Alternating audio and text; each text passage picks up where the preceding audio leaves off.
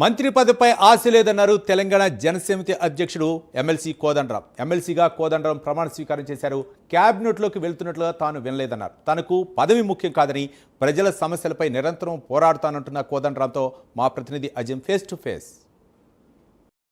ప్రమాణ స్వీకారం చేసినట్టు కోదండరాం ఉన్నారు. గ్యాప్ వచ్చింది, ఇది రెండోసారి ప్రమాణ స్వీకారం చేయడం ఎలా అనిపిస్తుంది అంటే ఒక బాధ్యత తప్పనిసరిగా. ఇది మేము ఇంతకాలం ఏవైతే కార్యక్రమాలు నిర్ణయించుకున్నామో ఆ కార్యక్రమాల అమలుకు ఇది ఒక సాధనంగా ఉపయోగపడుతుందనే విశ్వాసంతో ప్రారంభమవుతున్నాం.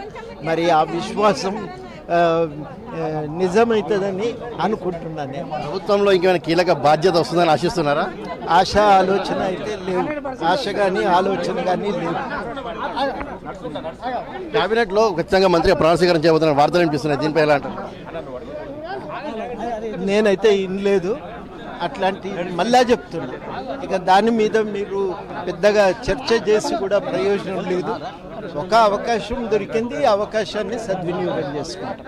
ఇప్పుడు అంటే టీజేఎస్కి చాలా హామీలు ఇచ్చింది కాంగ్రెస్ పార్టీ, ఒక ఎమ్మెల్సీ మాత్రమే ఇచ్చింది, ఇంకా చాలా ఇవ్వాల్సి ఉన్నాయి. ఆ డిమాండ్లన్నీ కూడా ఇస్తుందని భావిస్తున్నారా? ప్రయత్నం చేయాలి కదా. ఇప్పుడు ఉన్న ఈ అవకాశాన్ని సద్వినియోగం చేసుకుంటాం.